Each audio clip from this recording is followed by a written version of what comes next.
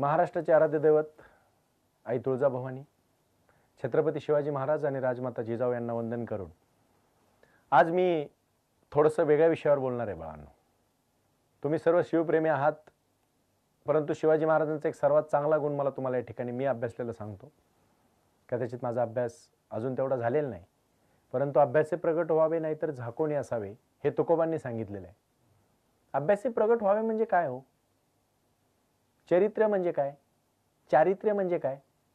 आणि निष्कलंक जर चरित्र ठेवायचं असेल तर चारित्र्य कसं असलं पाहिजे म्हणजे काय, यावर थोडंसं आज आपण बोलूया. मला एक छोटीशी गोष्ट तुम्हाला सांगायची. तुम्ही म्हणता ना अमेरिका सर्वात प्रगत देश आहे. काय होतो प्रगत देश? मग आपल्याकडे तर एवढे महापुरुष झाले, संत महात्मे झाले, समाजसुधारक झाले, राष्ट्रप्रेमी झाले, राष्ट्रभक्त झाले, देशभक्त झाले. मग अमेरिकेत असे कोणाची नाव आहेत का? होय, आहेत. तिथला फार मोठा इतिहास आहे. मी अमेरिकेचं गुणगान बसून भारतात करत नाही. मला गुणगान करायचे तत्वांचं, मला गुणगान करायचे गुणांचं. राजा शिव छत्रपतींपेक्षा मोठं साम्राज्य असणारे राजे आपल्या देशात झाले. सिकंदर तर मारताना सांगून गेला, बाबांनो माझे हात माझ्या कबरेच्या बाहेर ठेवा मोकळे, म्हणजे लोकांना कळू द्या की मी जग जिंकलं पण मी घेऊन काहीच गेलो नाही. आणि याचं एक उत्तम उदाहरण देऊ का छोटंसं तुम्हाला? अगदी हे पहा बरं का, अतिशय गरीब देश म्हणजे या देशामध्ये, जगामध्ये असे काही देश आहेत की आजही तिथे अन्न वस्त्र निवारा ह्या गरजा भागवल्या जात नाही. आणि उच्चभ्रू आणि श्रीमंत देश म्हणजे अमेरिका देश आहे. त्या अमेरिकेतली ही गोष्ट मी तुम्हाला सांगतो. 2 मुलं 2 वेगवेगळ्या खेड्यांमध्ये एकाच वेळेस जन्माला येतात. वेळेस म्हणजे अगदी म्हणू नका किती वाजता आणि किती टायमाला, वेळेस म्हणजे त्या कालावधीत जन्माला येतात. आणि कालावधीत जन्माला आल्यानंतर दोघे गरिबीत असतात, गरिबीत कुटुंबात वावरतात, राहतात. लहानपण बालपण सर्वांसारखं जातं, कॉमन त्यांचं अगदी. पण ते ना थोडे पॅशनेट असतात. आता तुम्ही म्हणता पॅशनेट म्हणजे काय? पॅशन खूप कमी लोकांना आहे. म्हणजे एकदा 150 MBA झालेल्या मुलांना अमेरिकेमध्ये एका संस्थेने त्यांच्यावर रिसर्च ऑफ सायकोलॉजी याच्यावर स्टडी केला त्यांना की यांचं काय इंटरेस्ट आहे, यांचं काय ध्येय आहे. त्यातल्या प्रत्येकाला बोलवलं पुढे आणि विचारलं तुला काय व्हायचंय? प्रत्येकाने सांगितलं मला बिलिनियर व्हायचंय. त्याच्यात होते बिलिनियर होणारे 100 जण म्हणणारे, आणि 50 जण म्हणले नाही आम्हाला पॅशन जगायचंय, आमचं पॅशन आम्हाला जगायचंय, आम्हाला आमच्या पॅशन साठी जगायचंय, आम्हाला आमच्या आतल्या आवाजाचं म्हणणं ऐकायचंय, अंदर की आवाज. मग काय होतं?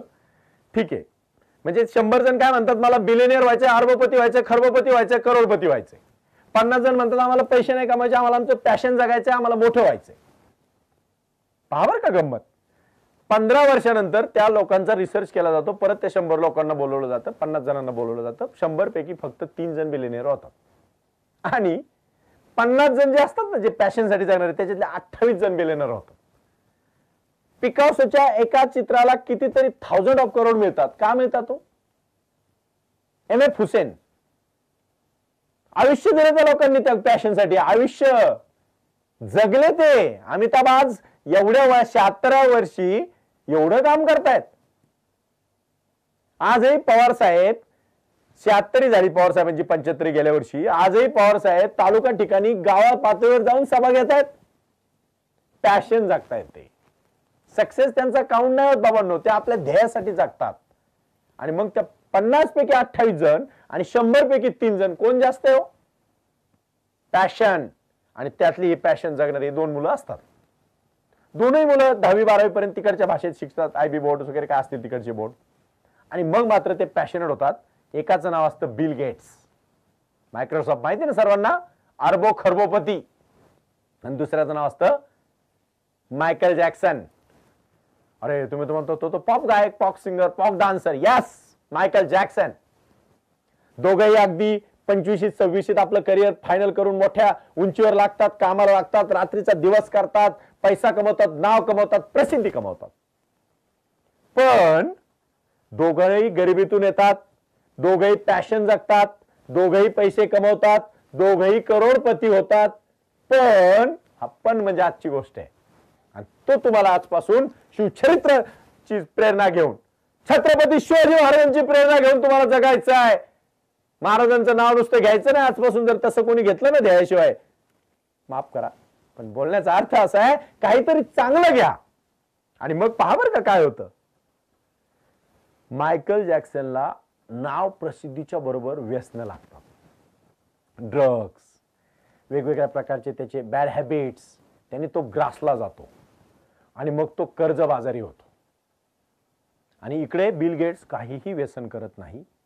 ते आजही आपल्या हरे कृष्ण मंदिरात तिथे जातात, आजही हरे कृष्ण मंदिराची खिचडी खातात आणि सर्वसामान्य व्यक्तीसारखं ते जीवन जगतात. साधी राहणी, simple living and higher thinking आपल्याला जमतो म्हणायला. पण हे जाण्याला फक्त गांधीजींचं चरित्र अभ्यासायला पाहिजे. हे नोहे रागाबाळ्याचे येथे असावेच जातीचे. जातीचे म्हणजे कुठल्या जाती धर्माचे नाही म्हणत मी, जातीचे म्हणजे कष्टाचे, श्रमाचे, मेहनतीचे. आणि मग पहा काय होतं. अगदी 50 मध्ये भर उमेदीच्या काळामध्ये मायकल जॅक्सन कर्जबाजारी होतो. त्याच्यावर अनेक प्रकारच्या केसेस टाकल्या जातात, हॅरॅसमेंटच्या केसेस असतात आणि मग त्याची प्रकृती खालावते. आणि एक दिवस तो अचानक हे जग, हे विश्व, हे देश सगळं ग्लॅमर बिमर सगळं बाहेर राहतं आणि जग सोडून निघून जातो. ज्यावेळेस तो मरतो त्यावेळेस तो सगळ्यात जास्त कर्जबाजारी असतो. आणि 50व्या वर्षी निर्णय घेतात बिल गेट्स की नाही, आता खूप पैसे कमवले, आता समाजकार्य करायचं.